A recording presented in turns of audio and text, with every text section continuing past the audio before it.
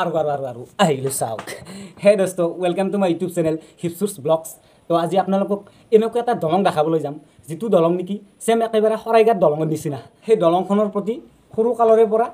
আমাৰ নিজৰ স্মৃতিগিলা জড়িত হৈ আছে আৰু আমাৰ এই দলংখন আমাৰ ঘৰৰ পৰা প্ৰায় আধা কিলোমিটাৰ দূৰত অৱস্থিত তো আপোনালোকেও মোৰ লগত সাজু হৈ লওক মই ৰেডি হৈ লওঁ আপোনালোকে চাই থাকক মই ৰেডি হৈ লওঁ মোৰ স্পটিং ক'ত ৰাখিছে এই চলাইটো নতুন লৈছোঁ এইটো লৈ তাৰমানে মই ভিডিঅ' কৰিব যাম চাই থাকক আপোনালোকে এইয়া অ' মাই গড মোৰ বডিগিলা নাই আৰু মানে ফিটনেছ নাইকিয়া হৈছে কি ক'ম আৰু তো মই ৰেডি হৈ আছোঁ আপোনালোকেও ৰেডি হওক ৰাইজ ভাল লাগিছে নাই এইয়া ৰেডি হ'লোঁ মোৰ কিবা চাহ থাকা খাব লাগিব সেইকাৰণে মানি বেগটো ল'ব লাগিব মানি বেগটো লৈ লওঁ পকেটত এইয়া পকেটত মানে সময় থওঁ এইয়া চব এইয়া ঠিক আছে তো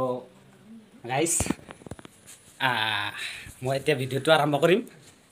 জোতাযোৰ পিন্ধাৰ মানে পাহৰি গৈছিলোঁ মোৰ জোতাযোৰ অলপ পিন্ধি লওঁ gente lo sigue mirando, el estilo que sigue brindando, acabando, chocando, riendo, gozando, bailando, sonido que mueve la gente, la pista se pone grande, sola que no se acaba, lo tengo en la mente, no quiero que siga los pasos, cántate que no se merece. Guys ready হ'লোঁ তো আপোনালোকেও ready না নাই তো বলক আমি এতিয়া ভিডিঅ'টো আৰম্ভ কৰোঁ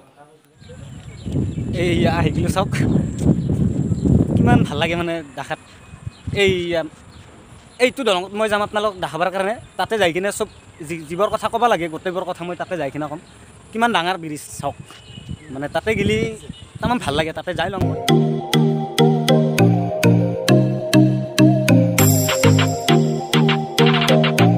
তো গাইজ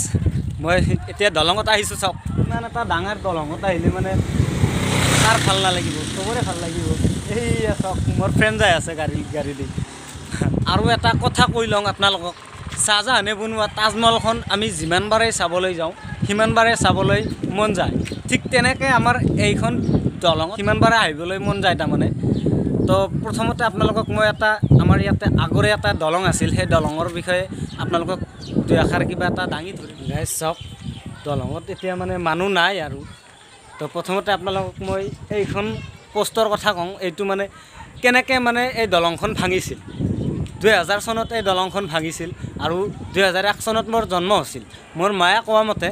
এই দলংখন কেনেকৈ ভাঙিছিল সেইটো আপোনালোকক মানে মই কৈ আছোঁ চাওক এনেকৈ ভাঙিছিল আমাৰ ইয়াতে বছৰত 2বাৰ কৰি মানে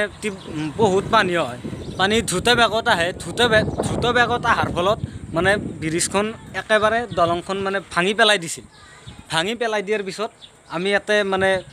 10-12 বছৰ মানে ইয়াতে মানে কষ্ট কৰিলোঁ নাই দিয়া অহা যোৱা কৰিব লগা হৈছিল এই নদীখন মানে প্ৰথমতে সৰু আছিল মানে বহুত পানী অহাৰ ফলত মানে দ্ৰুত বেগত পানী আহে অহাৰ ফলত মানে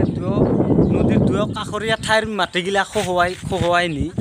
দ কৰি পেলাইছে এতিয়া মই এই দলঙৰ কথা কওঁ আজি আপোনালোকক মই যিখন দলং দেখাবলৈ মানে আহিছোঁ সেইখন দলঙৰ বিষয়ে এতিয়া ক'ম কৈ কিনে মোৰ ভিডিঅ'টো মানে আজিৰ কাৰণে শেষ কৰিম এইটো আপোনালোকে মানে চাব আপোনালোকক মানে দলংখন অলপ ভালকৈ দেখাই দিওঁ চাওক মই খোজকাঢ়ি যাই আছোঁ এই দলংখন চমৰীয়া সন্তলীৰ মাজভাগত নেউলডোবা ভাঙাৰ পাৰত অৱস্থিত এই ৰ'ব কুৱেশ্যন এটা আহি গ'ল দলংখন দীঘলে প্ৰস্থই আৰু উচ্চতা কিমান শুনি লওক দলংখন 3টা খণ্ডত বিভক্ত মোৰ ধাৰণা মতে এটা খণ্ডত 30 মিটাৰ কৰি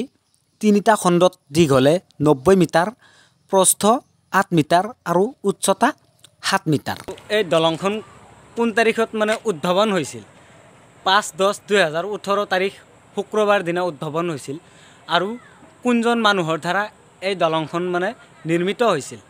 গুৱাহাটী লোকসভা সমষ্টিৰ মাননীয় সাংসদ শ্ৰীযুতা বিজয়া চক্ৰৱৰ্তী